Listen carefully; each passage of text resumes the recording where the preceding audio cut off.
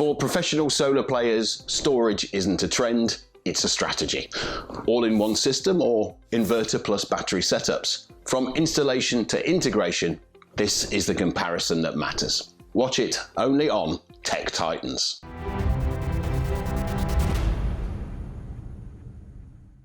Welcome to Tech Titans on TradeTV. I'm your host, Jermaine. And I am Jez, ready to ignite sharp insights from today's face-off. Now it's time to meet the minds behind our featured technology today. So Isabel, let's start with you. Hello everyone and dear audience. This is Isabel from PVB, a company in Beny Group. And nice to meet you all today. Let me introduce our company briefly. Beny, the full name is Beny New Energy, is an R&D manufacturer located in Wenzhou, China, which was established in 2011. The products ranges from the protective components, EV charging solutions, and to the energy storage system under the PVB brand. So my name is Will. I work in Enershare. So we are Enershare Technology, and I'm actually a battery man for working in this industry for 17 years already. Enershare represents a future energy or green energy share for all. This is a lifetime mission we are trying to do.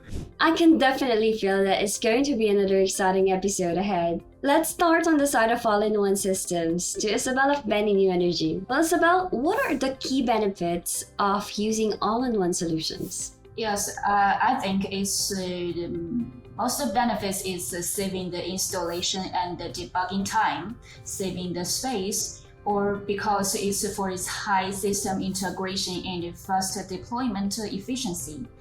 Now to inverter plus battery system side, to Will of Enershare. Why are many installers still favoring modular inverter plus battery setups? Because there are different markets. And especially when there's different regions like Middle East, Africa countries, those people, they are not, rich enough to affordable to buy those all-in-one system. People will more care about if it's affordable or not. So those country areas, I think, is more occupied as a market. The people prefer to just more flexibility, more affordability with a modularized system. Now that we've set the stage, let's crank things up a notch and let's talk about flexibility and future-proofing. Jess, the floor is yours. So my first question is for the all-in-one systems. Isabel, need more storage? Does that mean shelling out for a second identical and equally pricey unit? No, it's recommended to buy a cabinet with larger space. So if you want maybe more storage, you can add the battery pack to expand the capacity. Now, going to Will on the inverter plus battery setup. Sure, upgrades are possible, but what happens when the only compatible inverter is no longer in production? That's a good question, but it's really rare to happen for all those inverters is not to come production. Because there's too many players on the market, you always get some partners working together to have a flexible choice from the end users. Because usually for the battery system, they are mostly to do compatibility test, not with the battery, but with the battery's BMS. The BMS inside is commonly used. It could be a third-party BMS. It's commonly used on the market. Okay, so is this really future safe? Like, will newer batteries still support the old inverters? No. Not one battery supporting all inverters is not also is not possible actually. I think so moving market change, we cannot make it a fixed attitude to see that. It always dynamic changes every year. And you see even some inverter brands, they at the early beginning, they don't do battery on their own, but now after years of development, like SMA last year have its own home battery, also like a Firmware release its own battery as well, start from this year. So this market is a dynamic change. All right, back to you, Isabel. Are users free to swap out parts like the battery or inverter, or does one upgrade mean staying married to the same brand forever? I think maybe not the same brand forever, because the detachable modular design makes the replacement easy. Maybe the battery dies or the battery damages, you can just buy the battery to replace it, or the inverter has a damage, you can just change the inverter side. But it needs to be from the same brand, right? Yes. Can standalone inverters and batteries really match the efficiency and energy optimization of integrated systems? Will, what's your thoughts here? I think you can talk about the efficiency level for those separated system package. Yeah, this is just like a disadvantage compared with all-in-one system, because the all integrated highly, you got a less cable connections, or you got especially for the firmware optimization based on those from the same company to run the whole system level. And this is just as I mentioned before, that's why at the early beginning, the battery module, they find maybe 10 inverter partners to make a compatible list. And about the years of development, you cannot always do optimization for all those M brands. Then they just have some only few brands. They stick it together, bonded together. Then they typically to do some software update both sides. Up next, serviceability and reliability. Let's look at how the system is designed for easy maintenance and long-term performance. Let's start this round on the side of inverter plus battery setups.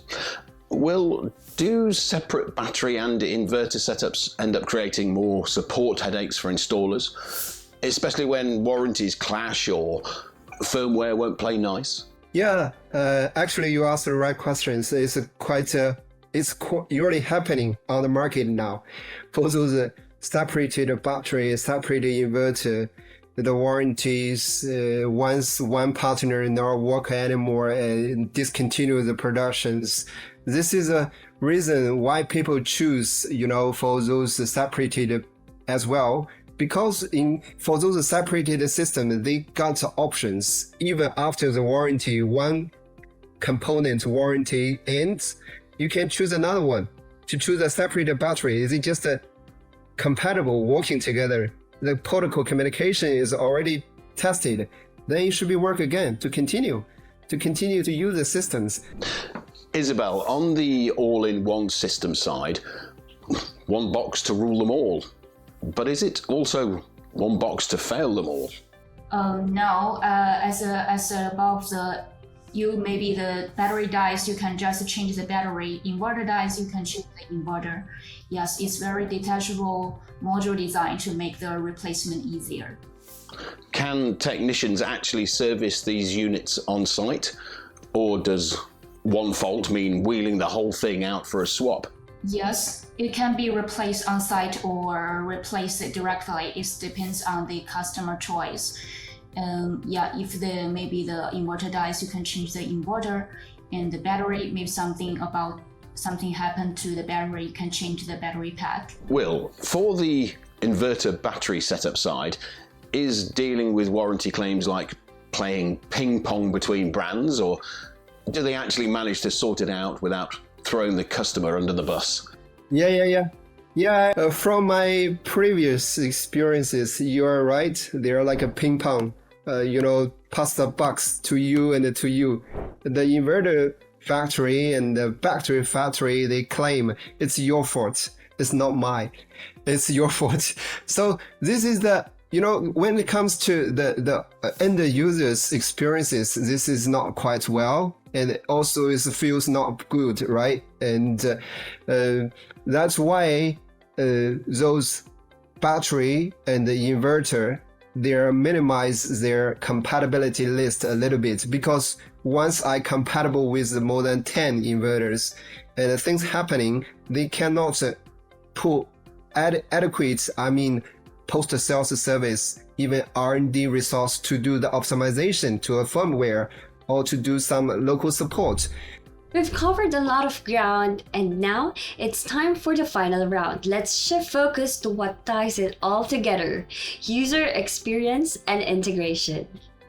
Instead of having multiple apps for users, Will, is there one app that can manage different types of brands for users of inverter battery setups? Yeah, I think for separated, this is a good question you're answering, because there are different brands. They need to PV inverter actually PV actually don't need some communication test compatibility, but different devices for the future, they will like make a whole ecosystem. So internationally, they will form some standard communication protocol standards to make it just like the Type-C, charging port, except Apple's Lightning port, as Type-C could become the unified, right? Only standard module, only one now. For the app level, smart system level, there will be some organizations, they are doing this work as well, and all those follow those standards to develop their own firmware together,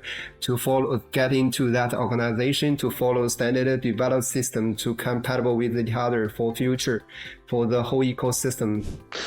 For my last question on the all-in-all system side, when all components share the same box, Isabell, isn't heat buildup just a slow cooking recipe for degraded performance?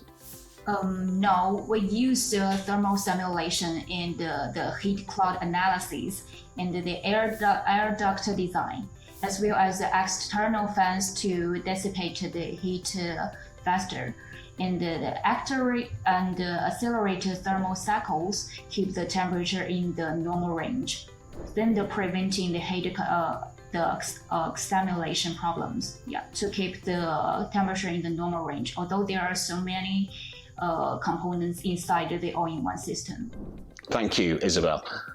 Now, my last question on the inverter plus battery setups. Will, is firmware support across brands genuinely coordinated, or is it more like a game of tech roulette every time there's an update? It depends. Some systems, they are designed with OTA function. It's much easier to do some update, but some devices, they're designed without those functions, which cause more trouble to do on-site visiting, and operation maintenance is not as easier as the all-in-one systems. Usually those, because separated system, they are more care about the cost, and those functions, high advanced functions, is not there because cost is a market entry for those systems. That makes sense. Thanks, Will. And that's a wrap on my end. A lot to digest, and even more to look forward to. Charmaine, back to you. So thank you so much to Will and Isabell for your sharp insights and honest perspective. So any final message before we end? The inverter and the energy storage have been connected and debugged internally. Yeah, so the customer all they need to do is to connect to the photovoltaic or the solar panel, grid, and the load lines externally, and power on to use it directly. So it's very easy for customer to operate it. Yeah, I think today we are just putting in our position in the opposite side to discuss what is future, what is existing, why all-in-one system or separated systems, it all existed because of reasons. They are provided other type of battery, they are more affordable for other countries like Africa, Southeast Asia, Latin America, for people to buy it, have more access to those systems. So I think we need to make a balance, and it's not right or wrong, it's just to find a suitable product for the suitable market for all those people. Another insightful episode today. So if you liked it, don't forget to like, share, and subscribe.